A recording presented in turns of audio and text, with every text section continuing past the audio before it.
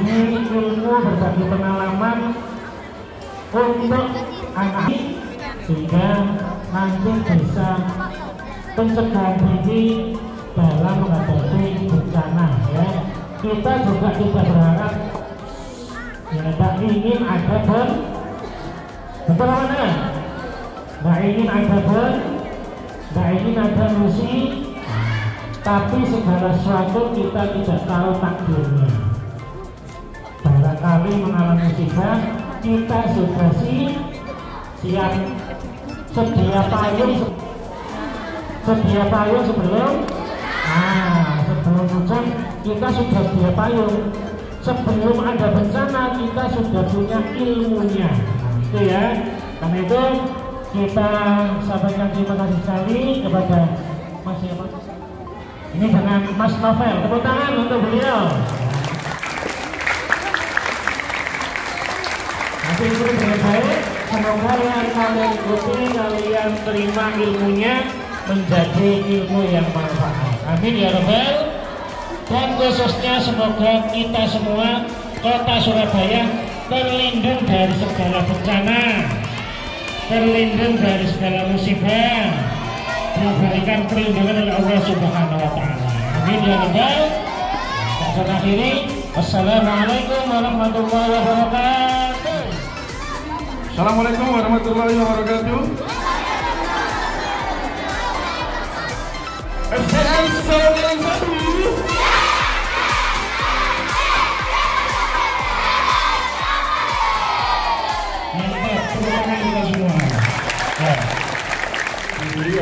Nama kakak Novel ya, kakak dari BPBD. Ada yang tahu nggak BPBD itu apa?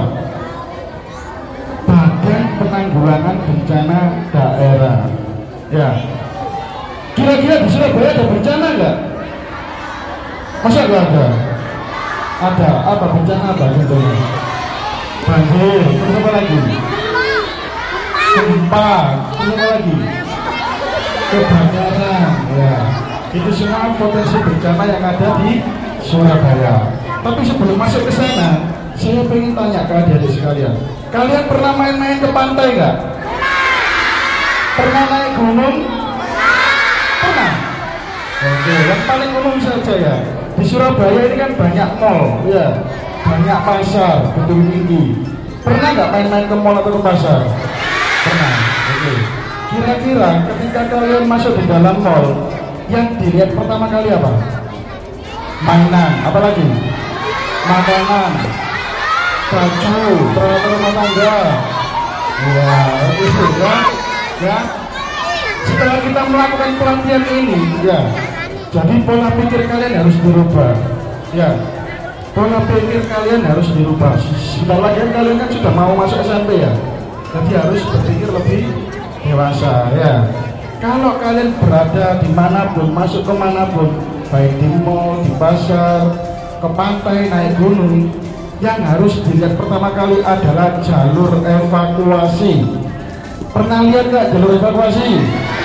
Warnanya apa? Ada gambarnya apa? Ya, warnanya hijau, ada gambar orang berlari. Kemudian ada tanda panahnya. Kira-kira di sekolah kalian ini ada nggak? Ada? Di mana? Di atas, di bawah nggak ada di bawah?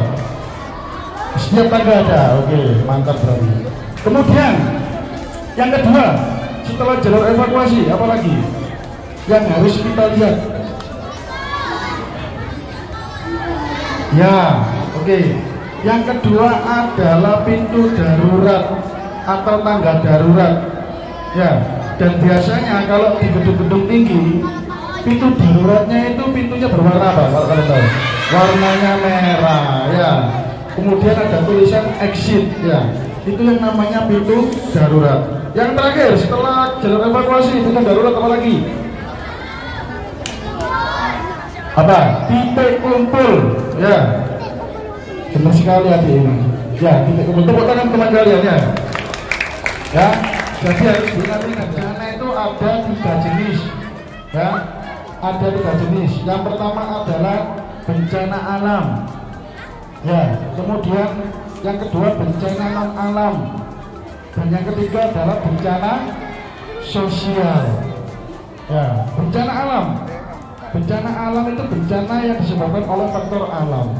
Jadi terjadinya itu secara alami, secara natural, ya, tidak dibuat-buat oleh manusia. Itu namanya bencana alam.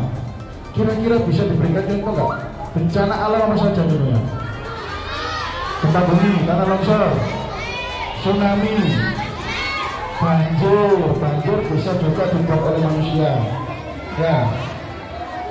Ya, pokoknya yang terjadi akibat alam ya, itu namanya bencana alam. Kalau potensi bencana alam di Surabaya kira-kira apa saja?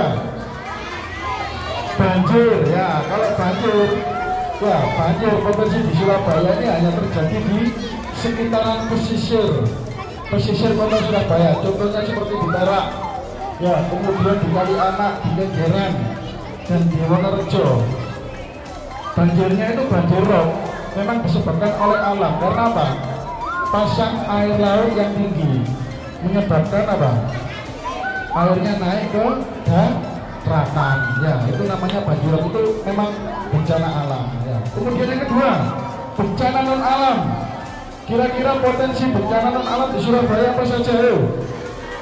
Kebakaran. Terus apa lagi? Banjir. Ya. Terus apa lagi? Tanah longsor itu bencana alam. Ya, hujan angin juga bencana alam. Ya. Yang paling sering terjadi di Surabaya itu yang pertama adalah kebakaran. Penyebab kebakaran, ya, itu yang pertama adalah karena konsleting listrik. Ya, ingat ya, kalau mau pergi lama-lama dari dari luar rumah harus dimatikan listriknya. Ya, kalau bisa di off kan. Kemudian yang kedua, penyebabnya adalah karena lupa mematikan kompor. Kok bisa? Biasanya ini terjadi pada ibu-ibu. Ya. Ketika memasak, ya, kemudian ditinggal ke depan, asik ngobrol di depan rumah, lupa kompornya nggak dimatikan, habis terbakar rumahnya. Ya.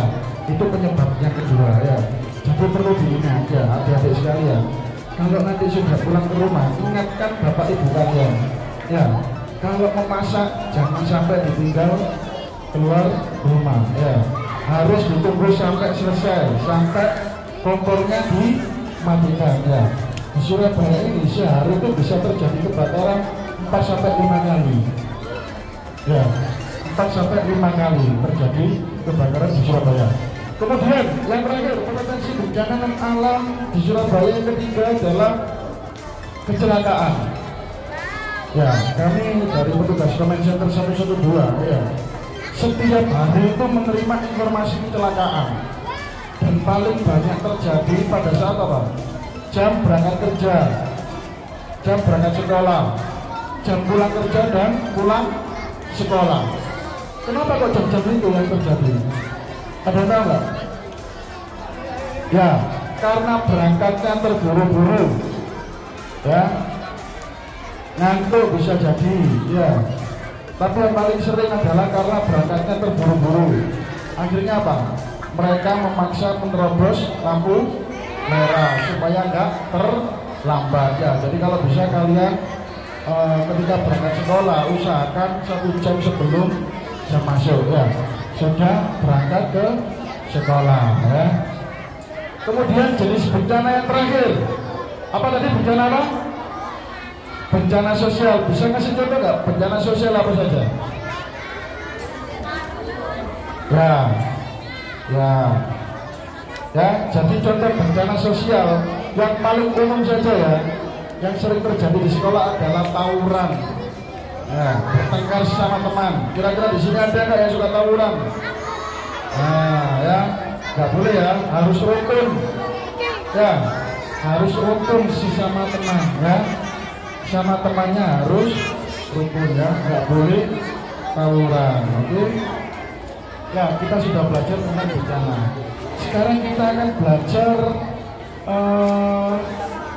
tentang bagaimana cara berlindung ketika terjadi gempa. Ya, kalau misalnya terjadi gempa, Apa yang kalian lakukan? Sembunyi, nggak lari? Lari apa sembunyi? Lari apa sembunyi? Lari, ya. Ya, kalau terjadi bencana gempa khususnya ya, yang harus kalian lakukan pertama kali adalah jangan panik, ya, jangan panik. Kemudian yang kedua, cari tempat berlindung, ya, jangan lari, ya. Kalau bisa jangan lari, karena apa? Ketika terjadi gempa, bumi ini kan bergoyang. Otomatis kalau kalian lari, pasti nanti akan limbung. Ya, kalau limbung nanti bisa apa? Bisa jatuh, ya, bisa nyenggol temannya, ya. Jadi kalau bisa usahakan jangan panik, kemudian cari tempat berlindung. Ya, kakak jelaskan ya. Kalau misalnya nggak ada meja, nggak ada kursi, nggak ada tas, bisa pakai buku. Ya, buku yang tebal tadi ya, bukunya yang tebal. Kalau misalnya nggak ada buku, nggak ada meja, nggak ada tas, nggak ada kursi, pakai apa? Pakai tangan. Ya, cara berlindungnya pakai tangan.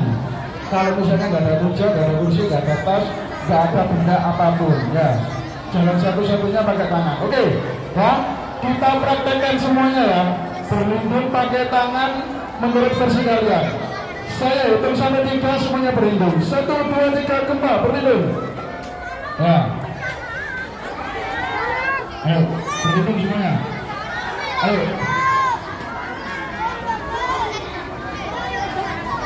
Oke, turunkan tangannya. Ya. 99% masih kurang tepat. Ya. Jadi cara berlindung menggunakan tangan yang benar ya. Kita praktekkan bersama. Letakkan tangan kanan kalian di atas kepala sampai menyentuh telinga sebelah kiri. Nah, ya sudah ya. Semuanya praktekkan semuanya. Kemudian letakkan tangan kiri kalian di leher kalian, di belakang leher. Ya. Nah, ya sudah ya. Kemudian posisikan jongkok seperti ini. Satu lutut harus menyentuh lantai, bebas lutut kanan atau lutut kiri. Ya, ayo jongkok kamu. Ya, ya, jongkok seperti ini. Kenapa harus jongkok? Ketika ada benda jatuh dari atas, ya, kita bisa menahannya dengan posisi kuda-kuda seperti ini, supaya tidak menimbulkan cedera. Kalau kita jongkoknya seperti ini, pasti akan terjadi cedera di bagian punggung. Ya, kalau seperti ini kan enggak, lebih kuat. Ya, kuda-kuda seperti ini. Satu lutut harus menyentuh. Oke ya, saya hitung lagi ya. Praktekkan lagi. 1, 2, 3 berlindung.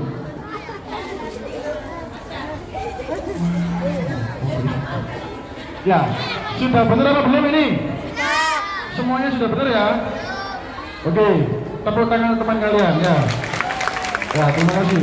Ya. Fungsinya tasnya gak berjalan itu apa? Ada tahu nggak? Gak tahu ya. Jadi fungsinya tasnya gak bencana ini untuk bertahan hidup sampai dengan petugas bantuan datang. Ya, fungsinya untuk bertahan hidup. Karena apa? Pada saat terjadi bencana besar, pasti petugasnya nggak akan langsung datang.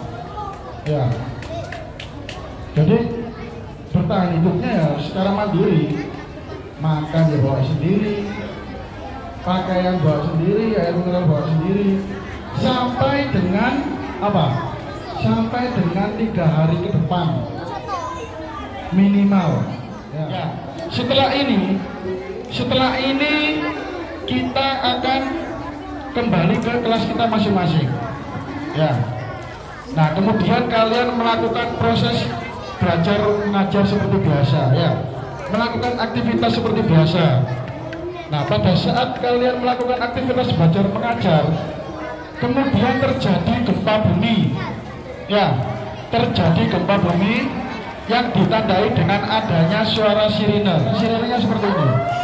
Nah, kalau ada suara sirine seperti ini, ya apa yang harus dilakukan? Berlindung, ya. Ingat ya, jangan ada yang lari, harus berlindung. Selama suara sirinenya masih berbunyi, berarti tandanya gempa masih berlangsung. Jadi kalian harus tetap bertahan untuk berlindung, ya. Kemudian pada saat suara sirenenya sudah selesai, berarti tandanya gempa sudah usai. Ya, nanti tugasnya Bapak Ibu guru itu mengarahkan, ya, mengarahkan murid-muridnya untuk evakuasi ke titik kumpul, ya. Salam tangguh. Tepuk tangan untuk semua. Baik, terima kasih. Cukup dari saya. Mohon maaf kalau ada kata. Wassalamualaikum warahmatullahi wabarakatuh.